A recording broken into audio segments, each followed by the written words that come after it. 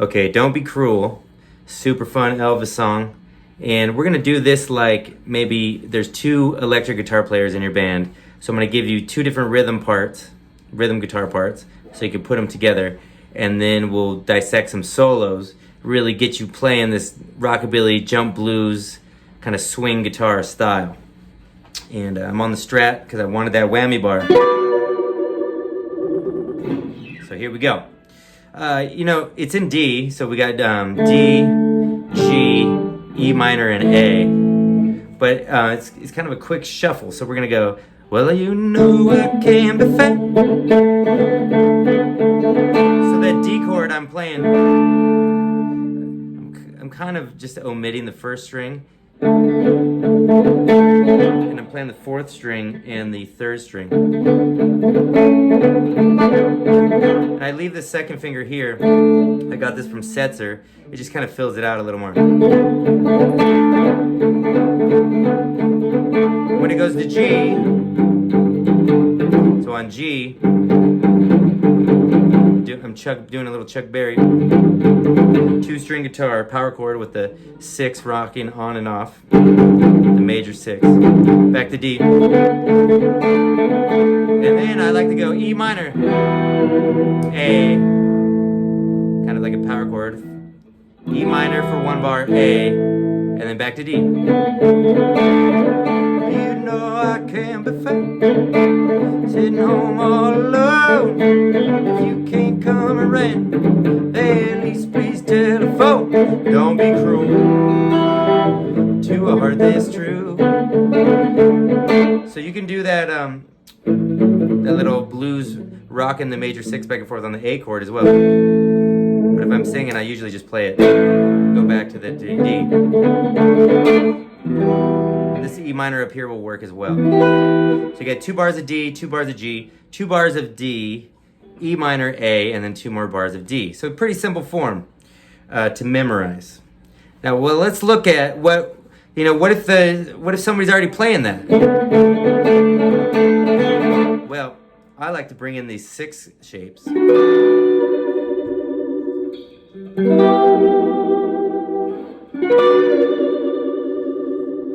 And what's funny is this G6 is really, it's also the same notes as an E minor 7 chord, so you could replace your A. So now if I got an E in the bass, that G6 chord is now an E minor chord.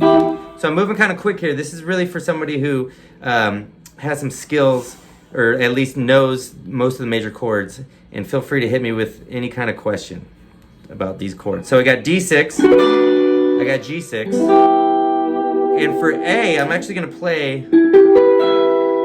on the 12th fret, for E minor, I'm going to play an E minor chord on the 12th fret. So I got 14, 12, 12, and 12. And then for the A chord, A7, I'm actually going to replace it with the A9.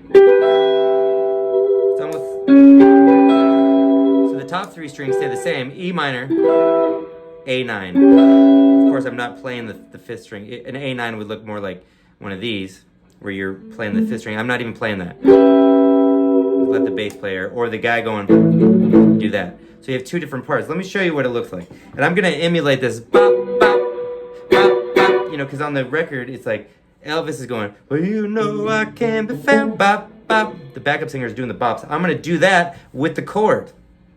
And, of course, you can play a different rhythm if there's somebody singing backups or whatever. But let's do that same thing. So we're going to go 1, 2, 1, 2, 3, 4.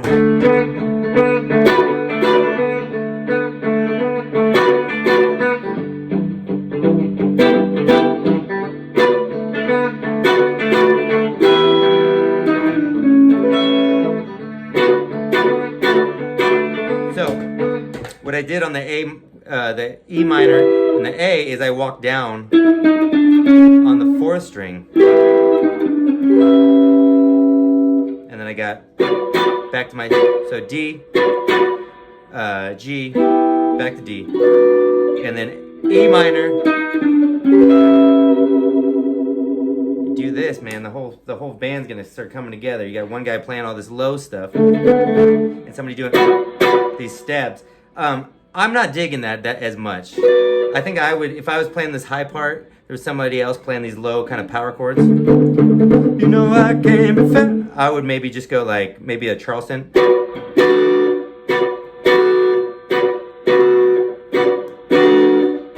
see what that sounds like. Let's try that.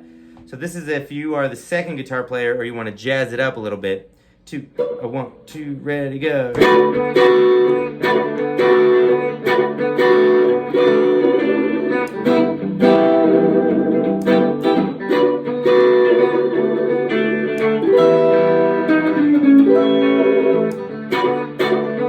I think I would do something like this.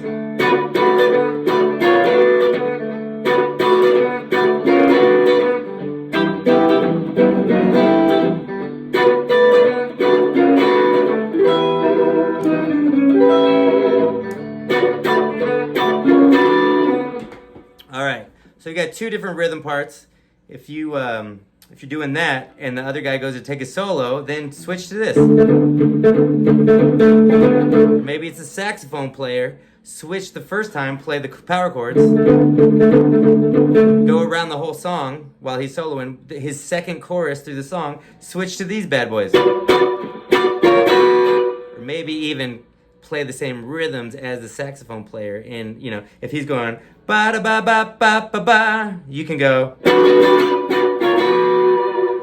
Let him know that you're listening to him. This is when it really gets fun to play with other people. You know, coming from the rock and roll thing, it always just seemed like one guy was designated to play the lead parts. You know, one guy was Slash and one guy was Izzy.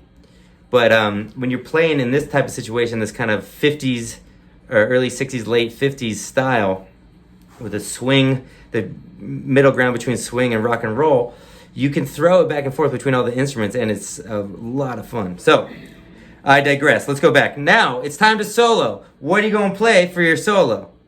So I'm going to give you 3 different options. One's kind of jazzy-ish. So I switch to the neck pickup, and I'll do something jazzy. And then the next one, I'll do something more like Brian Setzer, who is the master. And I'm purposely not playing a Gretsch on this because I wanted to get some different sounds and also show that the Strat is a great rockabilly, blues, and jump guitar. I mean, Buddy Holly played a Strat. So anyway, I'm digressing again. Let's talk about our first solo. We'll put it down. I'm going to use these 6 shapes and move them around and just get a little bit, what's the word? Just kind of get a little adventurous with these. So let's try it. Don't be cruel to a heart that's true. Oh, my solo, here we go.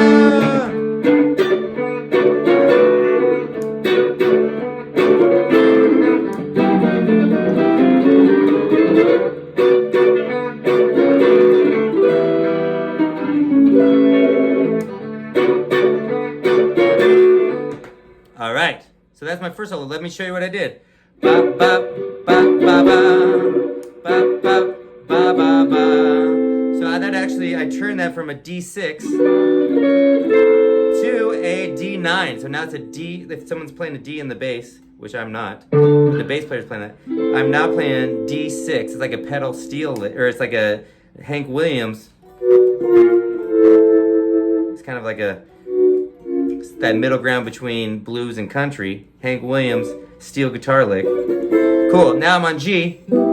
So and this one I seriously said, hey man, I got a major third in there, I got all these notes, I could probably play any 6 chord over this. So I went ba ba ba ba ba ba ba ba ba ba. I kind of mostly just played them at random to add some excitement, but knowing that I needed to be back on this one, on that next bar of D. So over G, I'm thinking I got 2 bars to just get crazy, but I got to land on that D on the downbeat, otherwise it's not going to make any sense. So I think I went, which set me up 1 half step right away from landing. So I went,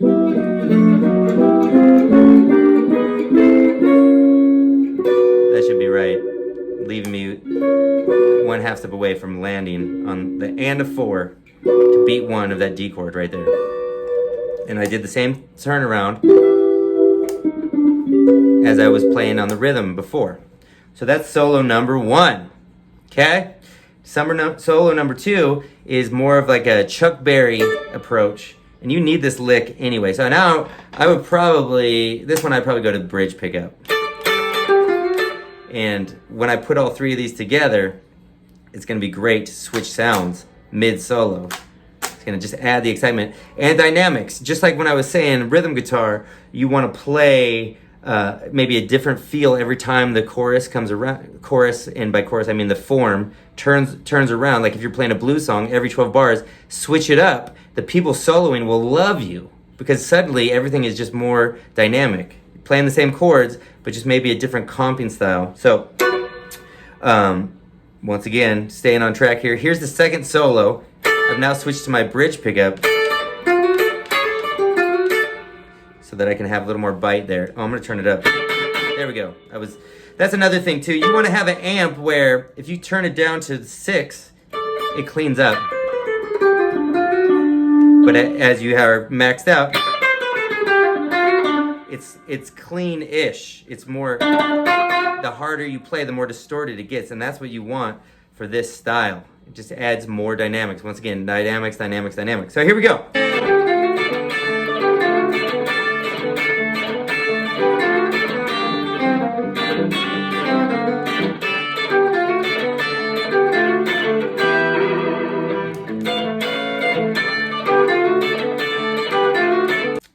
I'm double stop, 10th fret. So it's all double stops, 2 strings, 1st string, 2nd string, 10th fret. And then with the down, I'm playing 12 on 3 and 2, the 2nd and 3rd string. And then I'm on 3 and 2 with my 1st finger again. And I'm hammering on the major 3rd of that chord. And I like to do the high note again. It's a little crazy. Chuck Berry is over here just mashing down 2 fingers.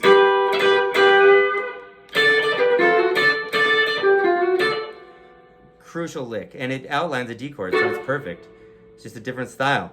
Same thing in G. And I know where I am because this is the one I'm hammering on, and this is where I'm starting. It's a major 3rd of my bar chord there that if you're an intermediate player, you probably missed your bar chords. Okay, here's my D chord. You hit the 3rd string on accident? Who cares? Sounds great. This music is this is teenager music from the 50s, so you gotta remember, it's a little bit wild, and it's okay to get wild. Turn around. I played E minor, 3 strings. I used my whammy bar. Thank you, Leo Fender, for inventing a badass whammy bar. And so I played for that, I just played the E chord, E minor chord. I just played those 3 strings, whammied it. And then I played a classic blues and rockabilly lick. I got 13 and 12 on the 1st strings, and I'm bending them slightly out of tune. I mean, you can hear that in B.B. King. You can hear it in Setzer. You can hear it in Hollywood Fats. That's a crucial lick right there, where blues, rockabilly, jazz, I don't care. You got the major 6 and the flat 3 in the same. Tasty. And I use that for the end just to once again show like this is rock and roll. I'm not trying to be so jazzy all the time. You can. It's your style. That's the thing. In the world of improvisation, you got to find the things that speak to you. So anyway, back on track. E minor, and then over the A chord, I just played a straight up blues lick. And then I did the same lick again. My same Chuck Berry rock and roll 101 lick. Make sure you're getting 2 and 3.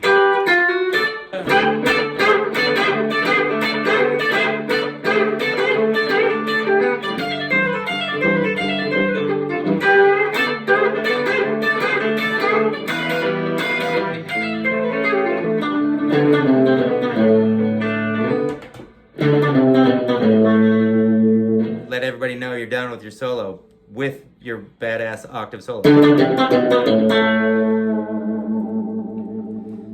straight out of Johnny B. Good.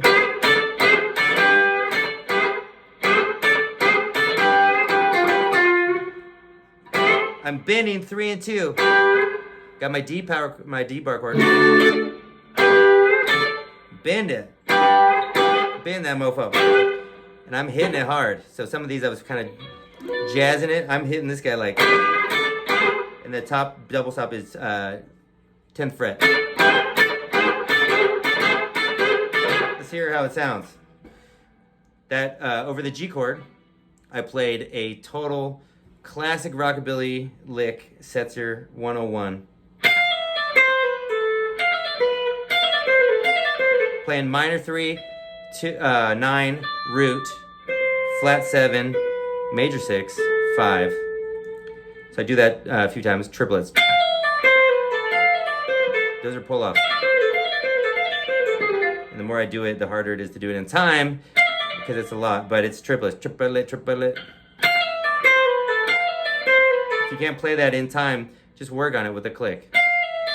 It's a lot to play a clean triplet with just by pull-offs. Okay, and then I end it by going all the way to the 3rd string, same pattern. 13, 12, 10, 13, 12, 10, 13, 12, 10. And there's my root, there's the D. Let's add that actually, we'll do that at the end. So we'll go, walking it down, D, octave D. C, that's the flat 7. B, that's the 6. And that's the 5 right there. So at the end of the whole solo, I'm gonna go. Let's try it. 1, 2, ready to go. All right, so I'm gonna just play it out here. You got everything you need. Hit me with any kind of questions. And of course, subscribe. If you like where we're going with this, I'm just kind of showing you the same way that I would show one of my closest friends so that we could jam together. Here we go. I'm gonna see if I can put them all together, all 3. That's right, I'm starting jazzy. Make sure I'm in tune. Close enough, I guess. 2, 1, 2, ready, go.